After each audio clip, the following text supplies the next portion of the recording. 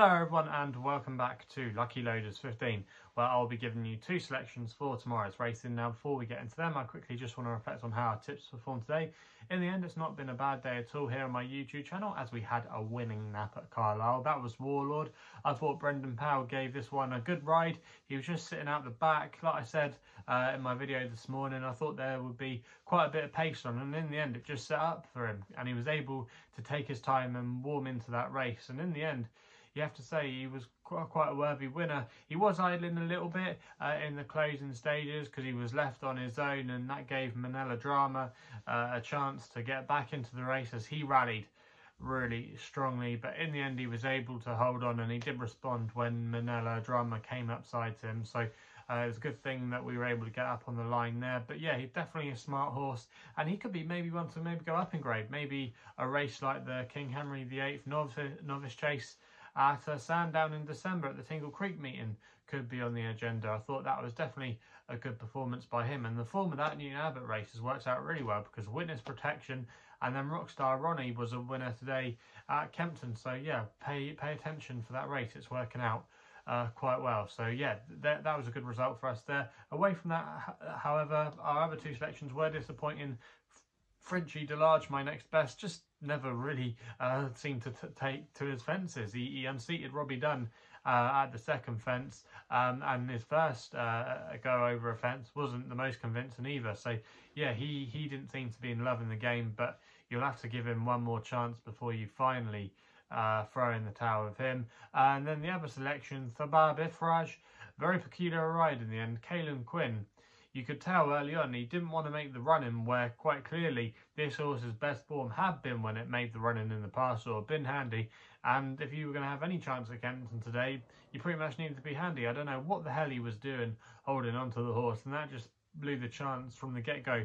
Obviously he was always up against it after then because he made one or two errors, but I think we will never know now if he would have won because he wasn't ridden handedly, but who knows. But yeah, that was a frustrating one there, and yeah, definitely maybe a more experienced rider next time would be better, or Fergus Gillard coming back, who knows the horse very well. So yeah, that was a bit of a frustrating one there, but on the whole, like I said, it's been a good day. Advertised at 13-2 Warlord. I think you could get about 5-1, 11-2 before the off. So yeah, still a good price there, and yeah, it means we were up on the day, continuing our run of good form. So hopefully we can have some more winners for you tomorrow.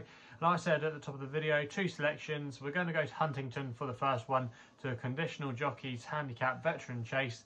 And even though this is only a 4-runner field, I thought Militarian here stood out like a country mile. Militarian, he's trained by Andrew Martin, and James Martin is claiming the ride, taking £3 off the horse's back. But this horse, Militarian, I just think the time to catch him could be fresh. Now his last two runs, when he's gone fresh, have come at Ascot, and he's run well on both those starts. 2 years ago he won off a mark of 138 at Ascot, and then he returned to the scene of the crime last year where he was off a £1 higher mark off 139, and he still ran a really respectable race to finish in third place. And I just think this could be the time to catch him. Some of his form from last season wasn't too bad. He's plummeted down the weights now, down to the mark of 122, which in the context of this race I think is fairly workable.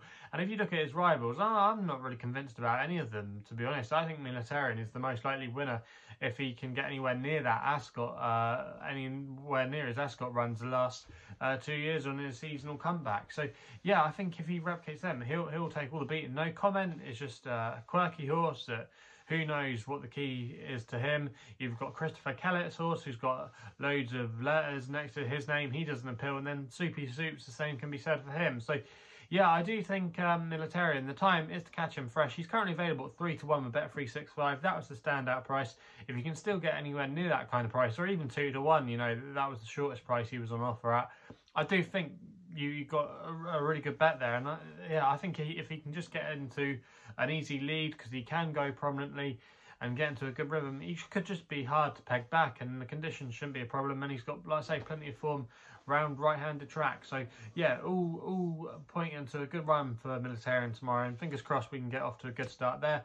We then go to my nap, which runs in the last race at Hereford in the 325, and I'm going to go with Peterborough here for Isabel Williams, claiming 5. She's riding for her dad, Evan Williams, currently available at 9-2. Going to recommend a 1-point win bet here. Now this horse in recent times has been campaigned more as a chaser than as a hurdler. However, I thought the run last time out at Plumpton in the Class 3 race was actually a little bit better than the form may suggest. He was bumping into a smart horse there of Gary Moore. Even though he did let the form down on his next start on the flat, I still think that horse has got a future over jumps and could still have some untapped potential. But Peterborough didn't discredit himself at all there. Yeah, he did a good job, and this is going to be a much calmer test for him tomorrow. He's dropping into Class 5 company. I was actually looking through the form book, and he's never gone into this grade before over hurdles. So Class 5, you've got to think he's got a fairly good chance. He's £2 below his last winning mark over hurdles. He won at Exeter a couple of years ago off a mark of 107.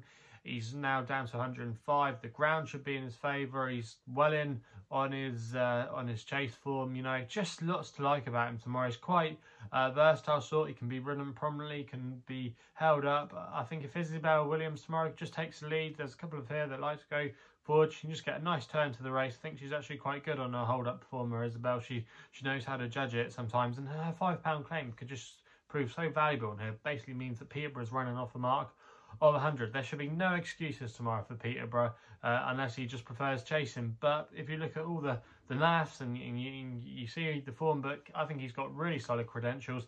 And for me at 9-2, I think he's a standout price there.